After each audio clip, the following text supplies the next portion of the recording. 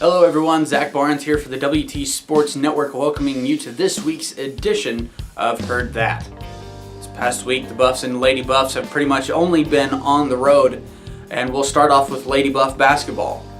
Yesterday, the Lady Buffs in Columbus, Ohio for the Elite Eight, seeing the number 1 seed in the Ashland Eagles. Despite 18-point performances from both Lily Vanderzee and Allie Decker, the Lady Buffs just couldn't get the win, as the Eagles were able to get an 82-67 victory over the Lady Buffs. With the season officially over for the Lady Buffs, they end it with a record of 26-9, 15-5 in Lone Star Conference play. Before we move on, we would like to wish Reagan Haynes of Lady Buff basketball a big congratulations, as the sophomore was named as the Division II Women's Basketball Elite 90 recipient. And we would also like to congratulate Buffalo basketball's David Chavlovic, as he was named as part of the 2017 NABC South Central All-District First Team.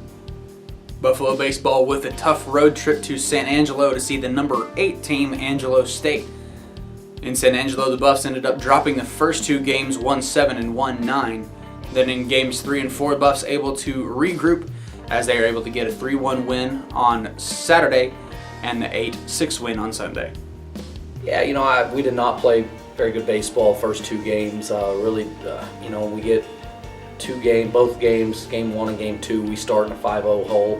Makes it tough on our hitters. We just, changed our approaches offensively, really tried to press to get the runs back and stuff. So we've got to get better. There's some things, obviously playing in front of big crowds, Angelo, and, you got to give those guys credit.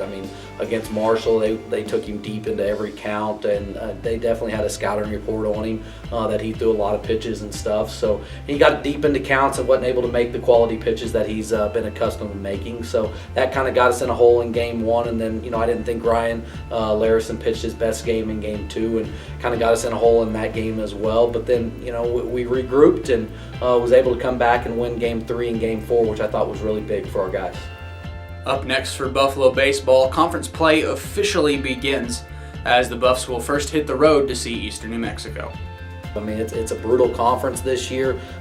Eastern New Mexico, that's the biggest thing I talked to our guys about last night is let's not have a letdown weekend this week because Eastern is for real. They're 21-5. I think they have the most wins in our conference right now, playing really good baseball. They just swept UTPB, so it's going to be a tough weekend to go to Portales. Always a tough place to go play, and it's one of our rivals. They're the closest school in our conference, and we got to get our guys ready to go, and we're banged up a little bit right now, but we can't have excuses, and that's why I told our guys after game 2 is I'm tired of hearing excuses. Just get out and find a way to win, and they've been able to do that, and hopefully they'll continue with that. Lady Buff softball also down in San Angelo for their conference series against the Rambells. Lady Buffs seeing 3 very tough games as they ended up losing the first 2 1-0 and ended up with a series finale win 3-0. Oh, absolutely. People got to understand when Angelo State and West Texas A&M get together, that's 2 of the best softball teams in the country. I don't care what level we're talking about. And it was a playoff atmosphere. They threw 2 very talented arms, and we threw 2 very talented arms. And scoring opportunities were kept to a minimum. I felt like we had a number where we could have won either of the first 2 games had we got a big hit, but we just weren't able to do it. And then, the resolve that we showed in game 3 to go 0-0 through 7 and get into extra innings. And Courtney Coveney kind of broke the ice with a big swing. Earlier in the game, she'd hit one that looked like it was going out, and the right fielder brought it back when she got her triple. But, Courtney got a big hit, and then Ashley got a big hit, and kind of relaxed a little bit, and Brittany was able to drop the ball in right field and pick up the other 2 runs. So I think that shows a lot. This weekend for the Lady Buffs, they will be back at home for Strikeout Cancer Weekend as they will see their 3-game series against Midwestern State with the single game on Friday and the doubleheader on Saturday. Well, the situation now is we have to win.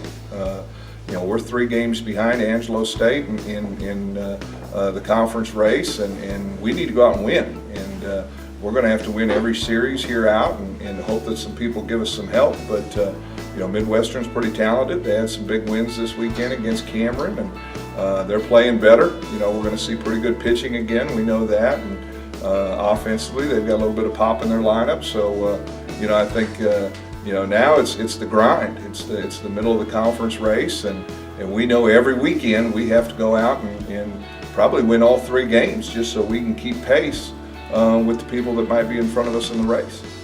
Also coming up in Buff and Lady Buff sports, the men's golf team will be down in Austin on the 27th and 28th for the St. Edwards Invitational. Buff and Lady Buff track and field will be down at Abilene Christian for the West Kitley Invitational. And also at home this weekend, Lady Buff Equestrian will be hosting the Western semifinal. We'd like to thank you for joining us this week on Heard That. As always, to keep up with your favorite Buff and Lady Buff sports, just head over to GoBuffsGo.com and come back here every Wednesday for Heard That. For the WT Sports Network, I'm Zach Barnes, and we'll see you next time.